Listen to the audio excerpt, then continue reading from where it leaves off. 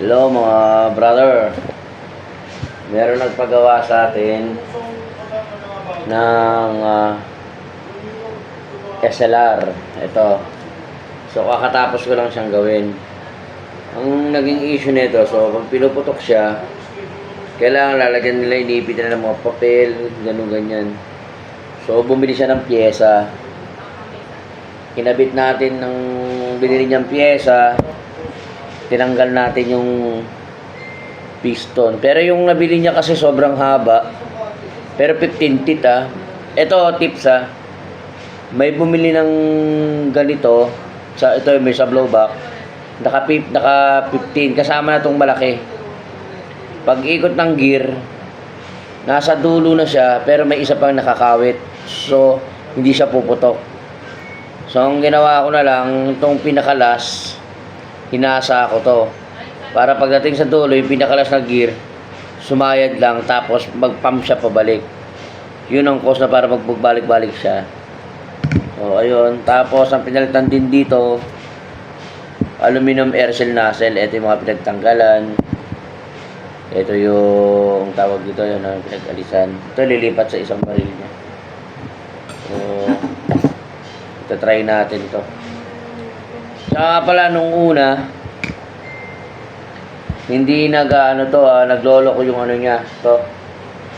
Naglolo ko yung prime niya. So ang prime nito dito nakalagay. Kakawitin na itong plate sa ejector. Pag hinila mo to, kakawitin niya to.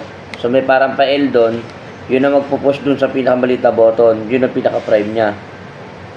So pag hinili niya na wala raw itong prime, pero yun inayos ko na. So lalagyan natin battery, papa-test natin.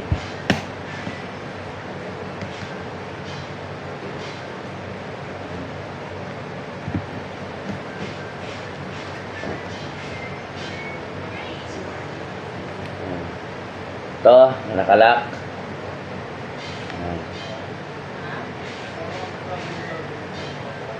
Single.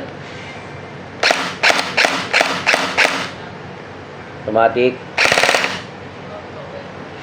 Re-rest.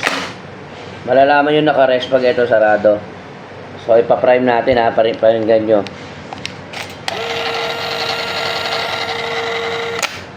So nagpa-prime siya. Okay na.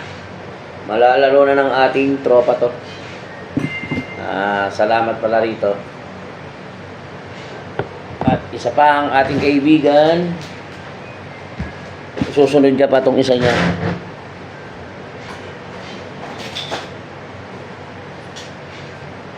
Ito.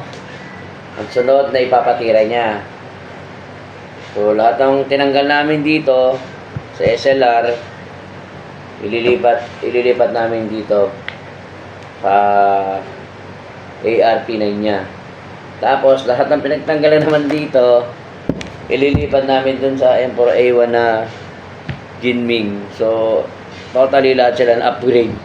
So ang galing na nakaisip nito yung mayari. Yun lang, salamat.